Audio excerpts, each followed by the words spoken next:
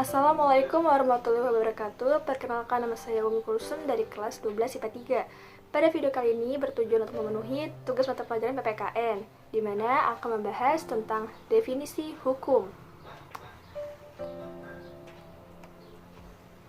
Nah, pertama saya akan membahas tentang 10 definisi hukum menurut para ahli di Indonesia. Yang pertama ada dari Abdul Qadir Muhammad. Menurut Abdul Qadir Muhammad, hukum adalah semua peraturan baik itu tertulis atau tidak tertulis dan mempunyai sanksi tegas terhadap para pelanggar hukum. Lalu yang kedua ada Abdul Manan. Menurutnya, bahwa hukum adalah suatu rangkaian peraturan yang menguasai tingkah laku atau perbuatan tertentu dari manusia dalam hidup bermasyarakat. Yang ketiga dari Abdul Wahab Kholaf yang memandang hukum sebagai tuntutan Allah yang berkaitan dengan perbuatan orang yang sudah dewasa, menyangkut perintah, larangan, dan boleh tidaknya untuk melaksanakan atau meninggalkan sesuatu.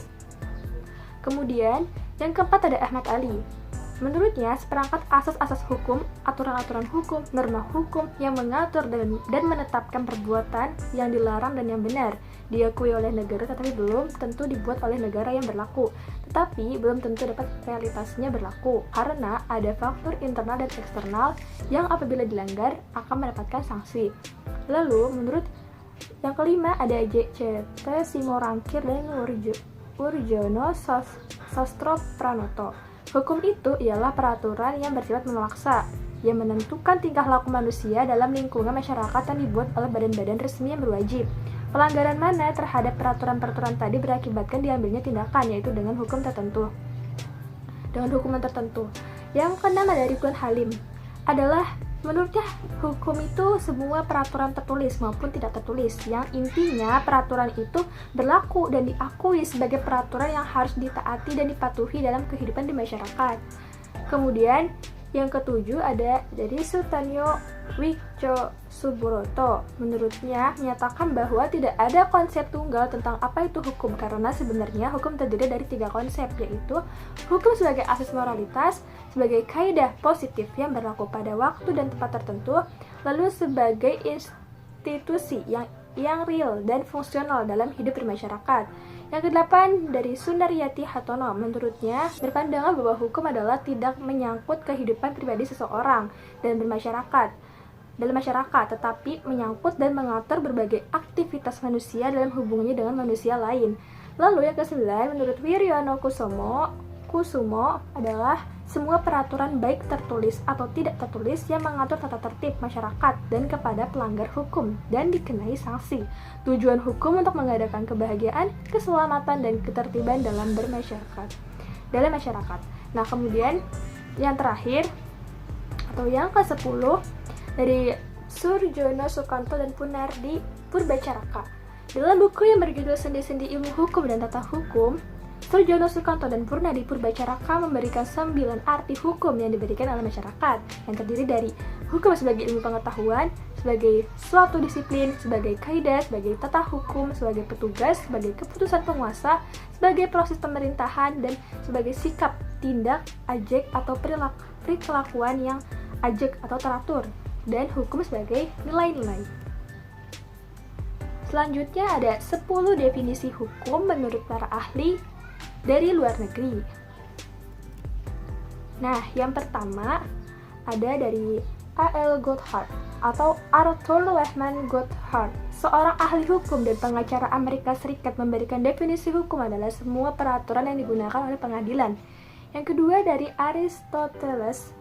Aristoteles merupakan seorang filsuf Yunani. Pengertian menurut Aristoteles tersebut dapat diterjemahkan menjadi hukum tertentu adalah sebuah hukum yang setiap komunitas meletakkannya sebagai dasar dan mengaplikasikannya kepada anggotanya sendiri. Hukum universal adalah hukum alam.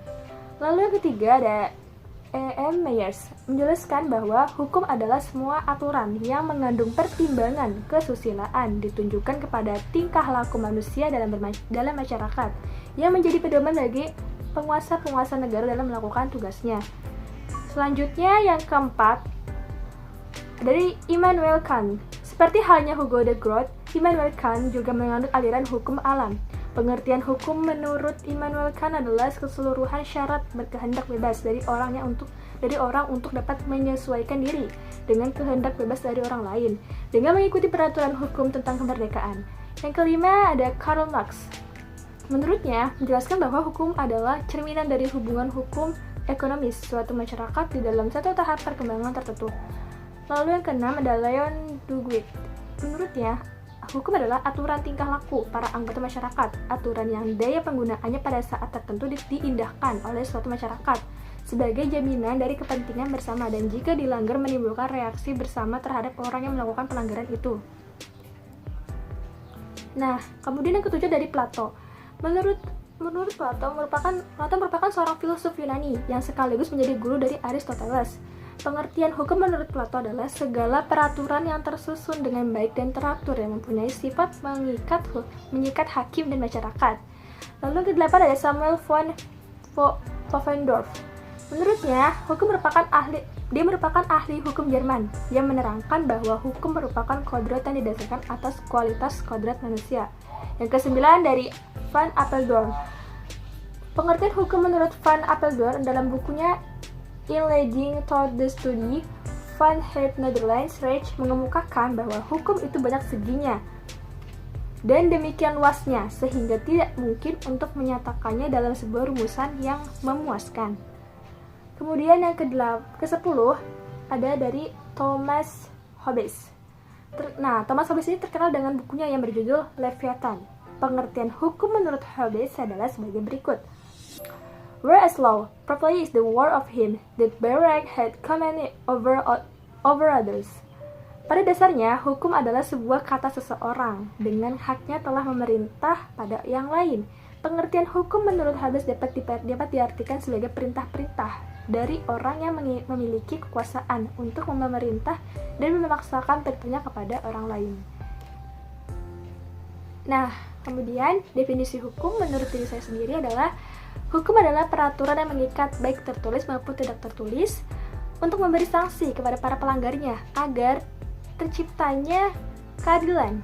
Sesuai juga dengan sila kelima pada Pancasila yang dimana berbunyi keadilan sosial bagi seluruh rakyat Indonesia. Nah, kita sudah sampai di penghujung materi. Terima kasih sudah menyaksikan. Mohon maaf bila ada salah kata. Wassalamualaikum warahmatullahi wabarakatuh.